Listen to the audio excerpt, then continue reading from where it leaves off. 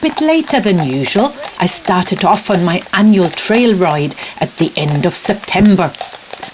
This year I went on a 4-day trail around the Beara Peninsula in the southwest of Ireland. I started on the south side of Beara at the far end of Bantry Bay on a rather wet and soggy afternoon. Flora and Henry came along, as well as Trudi for the first time this year. I rode on Flora and Henry carried most of our luggage, and Trudi trotted along. This is the road into Glengarriff. So, find somewhere nice to camp for the night and hope that the rain will stop soon. Our first overnight stop was in Glengarriff. I found a nice spot in the woods there. Basically, from the beginning I had trouble with Flora's small saddlebags. They weren't that heavy and pretty evenly packed, but it just shows how important it is to have them sit tight and well balanced on the horse's back. So, put up the tent. Still raining. Just trying to boil some water for some soup. And out there is Trudi. Where are you? Oh, there you are, Trudi. Trudi had her dinner already, all eaten up. And then, if you look somewhere over there, you might be able to make out the horses. Anyhow, okay, I think I call it a night. Better weather tomorrow. Night night. Good morning, everyone. We made it through the first night. Lots and lots and lots and lots and lots of rain. But then, sometime at 1 or 2 in the morning, it finally stopped and the stars came out. And it's a lovely morning now. It's about 7 o'clock. Everything is damp, of course. I'm just about to make porridge. It actually smells burnt, so I better turn it off. There we go. So the sky looks promising today. Bit of blue, some fluffy pink clouds. So the horses stayed in their fenced-in area, which was over there somewhere. And they didn't break out. Excellent. So the electric fence is working. Now, Henry, you're having one last snack, are you? Before being packed up. So the thing is that actually on these trail rides, I spend a lot of time packing, unpacking, repacking, and packing again. That's just the nature of things. Because, of course, I take a lot of food. This bag is alone is all my food. And then I take food for the dog and food for the horses. So that gets less every day. So, and of course to make sure that all the bags are the same weight, I have to repack and weigh every morning again. And that's what I've been doing for the last hour or so. So I'm just gonna put everything on the horses. Flora's just having a last little think over there. Doesn't like the grass that grows here. And Trudi is somewhere over here. Oh, there she is, checking out the neighbourhood. So we should be on the road again in another half hour or so. And it's only, what time is it? It's only 8:25. There you go, bright and early. Must be thirsty, guys. But it's not like water at home, is it? Smells different. Well, there won't be water from home for a little while. Glengarriff Woodland is a wonderfully varied area. Sadly, horses are not allowed on the many small tracks and trails, but the tiny winding roads through the woodlands are quiet enough to have a relaxing time. Trudi, leave the... Trudi! There are herds of wild goats roaming in the hills, and there are lots of mature trees.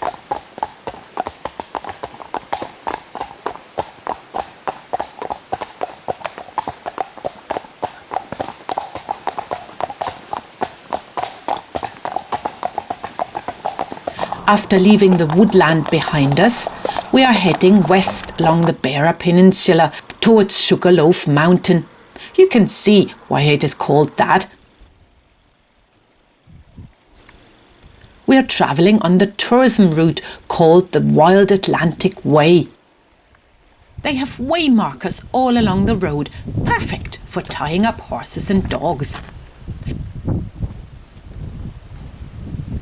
There's Whiddy Island and Bantry Bay below us.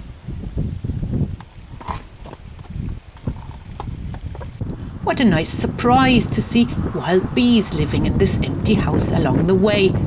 They are very busy collecting ivy pollen and nectar at this time of the year. We are passing many different megalithic monuments from the Neolithic age. On Beara, there are around 150 ancient stone circles, stone rows, standing stones, wedge tombs and dolmen. There are also many ruined cottages along the way, signs of how much more populated this area was in the past. In the distance, Hungry Hill appears. This hill is the highest of the Caha mountain range, which is spanning from east to west along the Beara Peninsula. And then, in the middle of nowhere, we pass a defibrillator box. Hopefully, we won't need one of those anytime soon. Horses need to eat a lot of roughage every day to keep their digestion going, so I make sure they get a good long break during the day where they can stock up. This type of bridle comes in handy for our breaks. You can just unclip their mouthpiece for easier eating.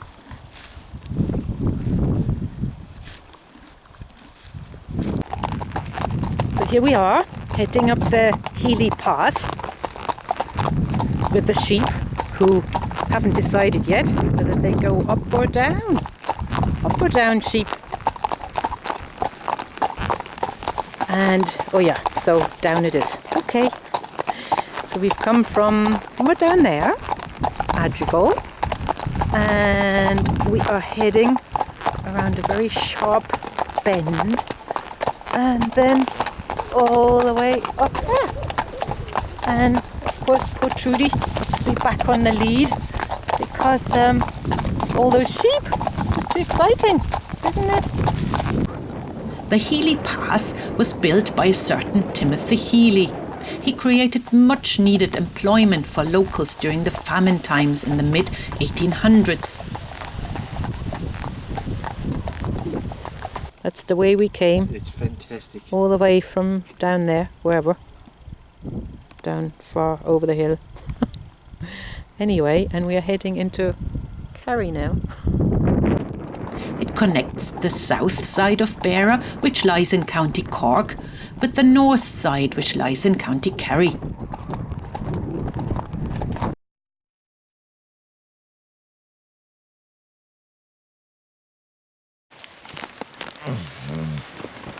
Now, Trudi, are you comfy there? Yeah. Are you happy now you're sleeping in the porch of the tent rather than under a bush? Didn't want to come inside first yesterday, but I'd say that was a good choice. Yeah. On day 3, we woke up to more rain. We had spent the night in a campsite at the bottom of the north side of the Healy Pass. We were the only visitors on the day, and Flora and Henry got a whole big field to themselves.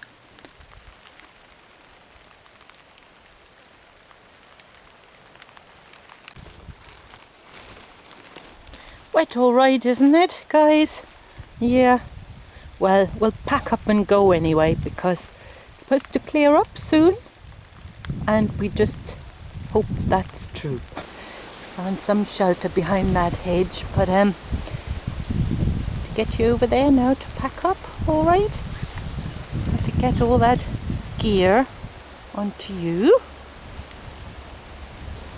And then we're going to set off over there. All right, Trudi. Trudi, do you regret coming on this adventure, Trudi? Yeah, well, it is a bit wet. I know, Trudi. But it'll be fun today, running along with the horses. Got to Lorog.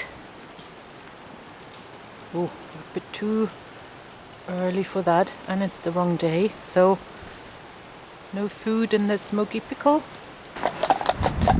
From Lorog, we travelled along the coastal road with views of Kenmare River. Trudi had to come back onto the lead because we were on a bigger road. Oh, Trudi.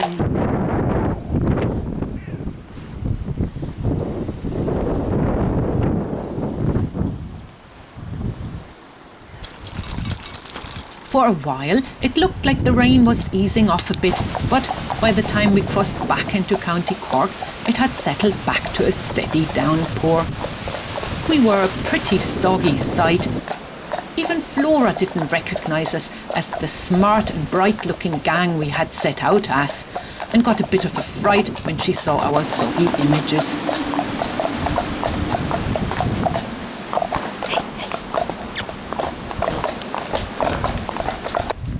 Sorry guys, it's the best I can find for you.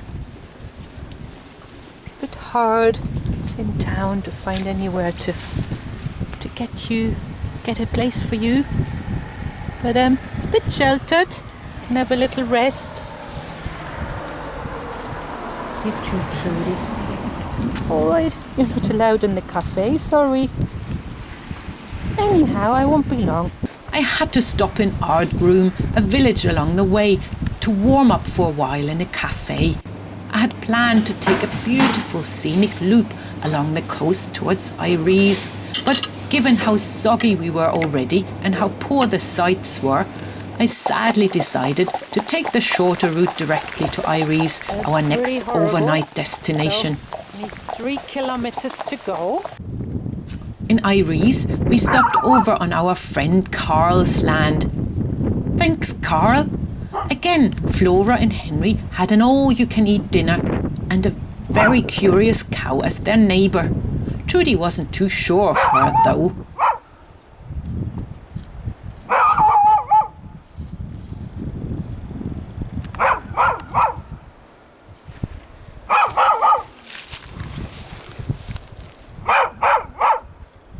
It's okay, Trudi. Trudi. It's okay. The cow lives here. I also had use of Carl's cabin for drying out my stuff a little bit.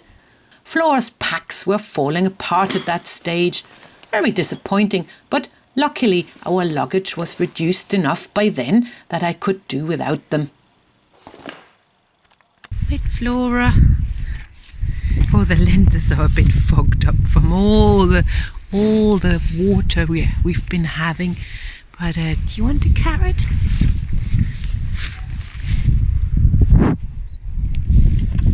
There you go. Carrot, Henry. There you go. All right, Henry. All right, Flora. Thanks for today. Another wet day, wasn't it? You did so well. And it stopped raining now, so you can relax for the night. All right.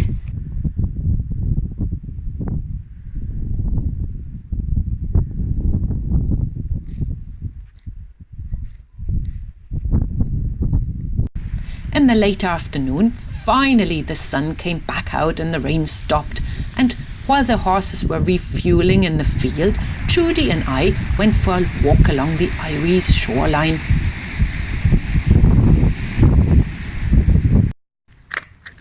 Big dinner and early night for all of us. What a day! Travelling in the rain is exhausting. Well earned. Well, enjoy, Trudi. I'm gonna enjoy my curry rice now. Good morning. You have a good night, guys? Well, I'll come and get you now and you get a bit of nice breakfast. And then we set off. Blue sky, everything. All right. The next day we woke up to blue skies again. The horses ate their last ration of muesli to give them a bit of extra energy. Trudi, you're pointing the wrong way. The camera's there. Trudi. Setting off on our last day today. Sun is shining. Everything is good. I think so. Right, so ready to go? Yeah, come on.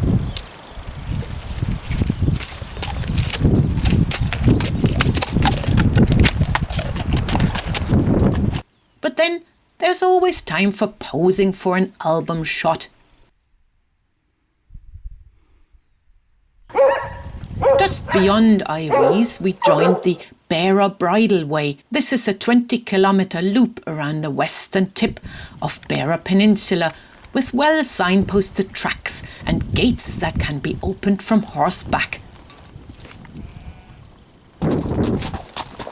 The Bridleway uses the old miners' road from Iries to Allihies, which was used when the copper mines in Allihies attracted workers from far and wide in the 1800s.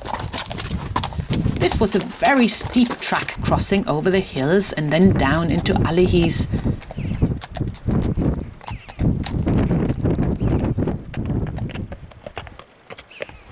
I never get bored on these trips. It is very special for me to travel along in the company of my dear animals, with so much space to indulge in thinking and feeling whatever comes up. There were sheep on the hills everywhere. Trudi was just so well behaved all along the way, on and off the leash. All right, Trudi, let's keep going. Trudi. I know, those smells like sheep. Trudi girl. Come on girl. And she had tremendous energy keeping up with us for all the way.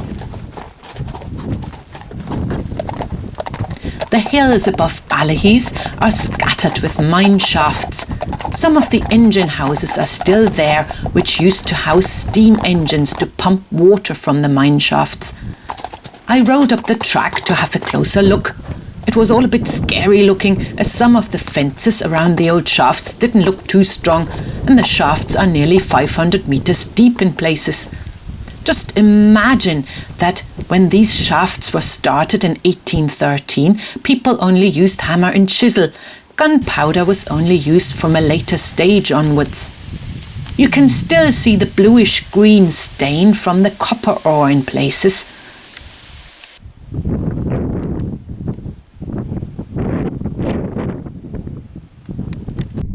We then carried on to Allihies Beach to have a little rest. The beach used to be a pebble beach, but when the copper ore extraction began in the 1800s, the stone was crushed after it came out of the mines to extract the copper, and the remaining crushed quartz was transported down to the seaside, where it made up this vast sandy area.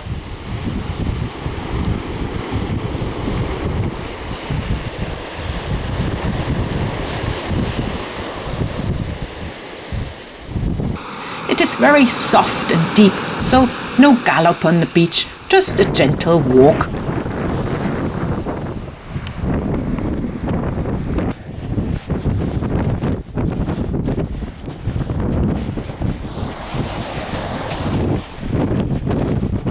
It is mind-boggling to think about all the hard manual labour that went into crushing all this rock into sand and transporting it 2 kilometres down the hill onto the beach.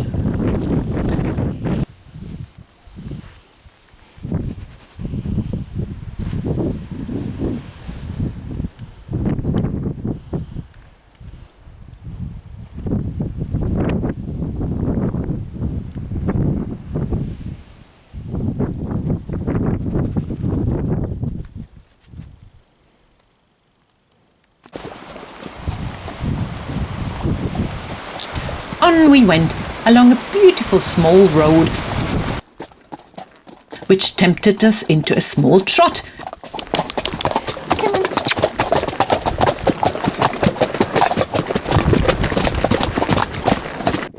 And then even a canter.